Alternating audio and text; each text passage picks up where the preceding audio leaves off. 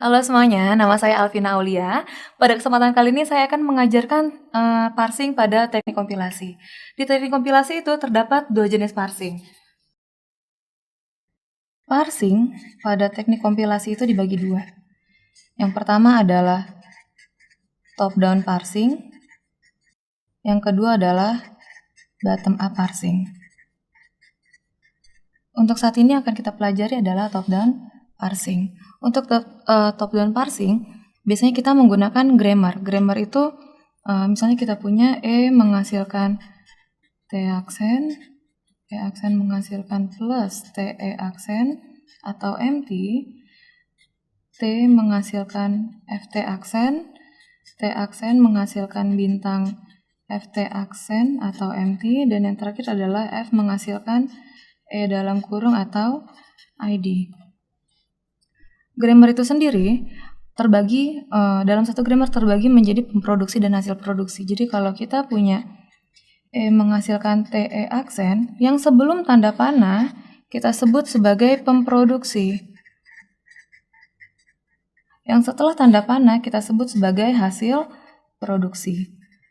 Dalam satu grammar boleh terdiri dari banyak hasil produksi, jadi tidak hanya satu.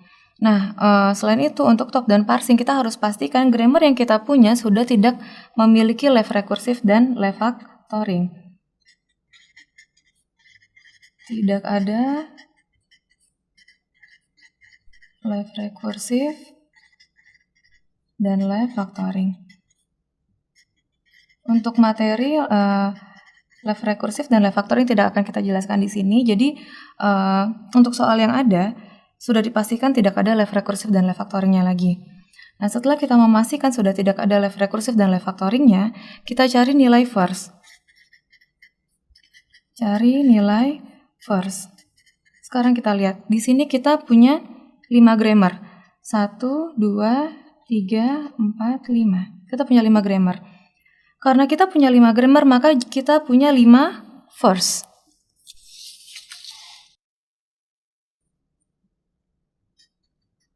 First itu apa? First itu adalah karakter pertama pada hasil produksi. Jadi kalau misalnya tadi kan saya udah bilang hasil produksi itu boleh lebih dari satu. Jadi kalau misalnya hasil produknya lebih dari satu, otomatis dalam satu grammar dia memiliki beberapa first. Balik lagi, first adalah karakter pertama pada hasil produksi. Cuma dia punya syarat. Syaratnya adalah first itu tidak boleh variabel. Kalau ada yang bingung variabel itu apa, kita lihat aja di grammar variabel itu adalah huruf besar. Kalau kita lihat di grammar yang kita punya, berarti variabelnya adalah E aksen, T aksen, dan F. Oke ya. Sekarang kita cari dari first paling atas, yaitu firstnya E. First E. Tadi saya bilang first adalah karakter pertama pada hasil produksi. Kita lihat di sini hasil produksinya adalah TE aksen. TE aksen. Kita lihat karakter pertamanya. Karakter pertamanya adalah huruf T. Sedangkan tadi saya bilang first itu tidak boleh variabel. T itu adalah variabel. Jadi T itu nggak boleh jadi firstnya E. Gimana caranya supaya si E tetap punya first? Caranya adalah karena di sini karakter pertamanya adalah variabel T, kalian cari grammar di bawahnya yang pemproduksinya adalah huruf T. Lihat, pemproduksinya adalah huruf T, berarti kita ke grammar di baris ketiga. Kita di sini punya T menghasilkan FT aksen. Ya, kita bisa cari firstnya di firstnya T, karena T adalah karakter pertama pada hasil produksi. Sekarang kita lihat, si T itu menghasilkan apa? T itu menghasilkan FT aksen. Karakter pertamanya adalah F. Ternyata F ini adalah variabel juga. Dia adalah huruf besar, dia variabel, berarti dia tidak boleh jadi first.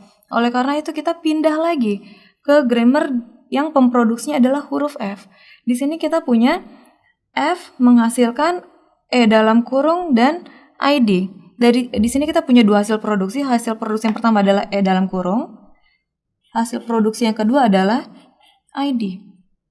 Berarti kita punya dua first di sini. Kita lihat karakter pertama di hasil produksi yang pertama, yaitu buka kurung. Berarti buka kurung adalah firstnya E.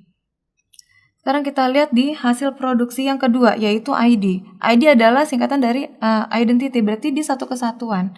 Karakter pertamanya berarti ID. Dari sini kita bisa dapat first-nya E adalah buka kurung dan ID. Sekarang kita lanjut ke grammar berikutnya, yaitu first-nya E aksen.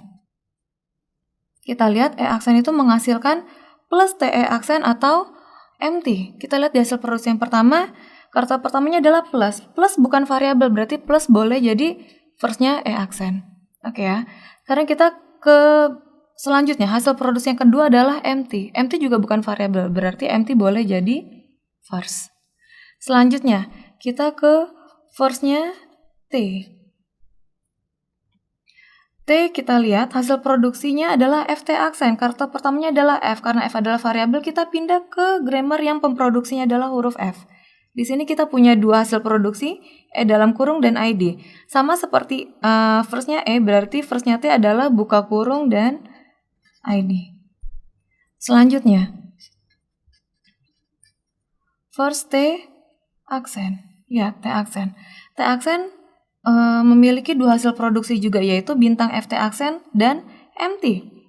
Ya, dari hasil produksi yang pertama kita bisa lihat karakter pertamanya adalah bintang. Di hasil produksi yang berikutnya adalah empty. Selanjutnya yang terakhir adalah first yang kita punya, first F. Lihat ada dua hasil produksi. Dari hasil produksi yang pertama, karakter pertama adalah buka kurung. Di hasil produksi yang kedua adalah ID. Berikut first yang kita punya dari grammar yang ada. Selanjutnya setelah kita cari nilai first-nya, yang kita lakukan adalah mencari nilai follow. Ya. Follow itu apa?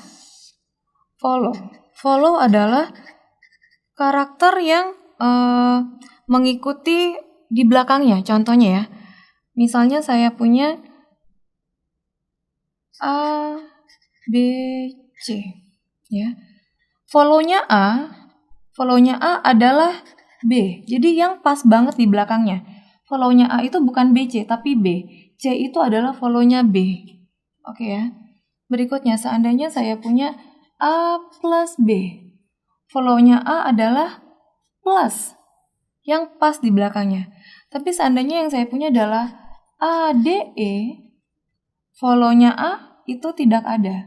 Kenapa? Karena follow itu sama seperti first. Dia tidak boleh variabel. Ya. Tidak boleh variabel. Jadi dia cuma boleh terminal dan simbol. Untuk menentukan follow, kita menggunakan algoritma. Biasanya kita sebut sebagai algoritma follow.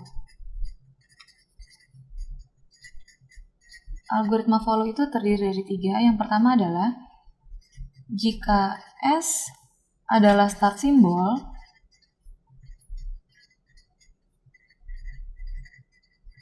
contohnya ya, misalnya S menghasilkan AB atau C, maka dolar adalah follow S.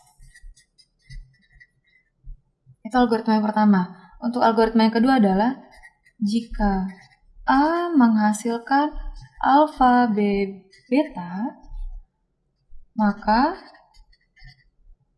semua first beta adalah follow B, kecuali empty. Oke. Dan yang terakhir adalah yang ketiga. Untuk algoritma yang ketiga itu terbagi menjadi 2. Yang pertama adalah jika A menghasilkan alfa B, maka semua follow A adalah follow B. Ya, itu untuk algoritma 3A. Untuk yang 3B-nya, jika A menghasilkan alfa, B, beta, dan, ingat ya ini ada dan, berarti semua kondisi harus terpenuhi. Dan first beta adalah empty, maka semua follow A adalah follow B. Sekarang kita coba kerjain dari dari grammar yang kita punya.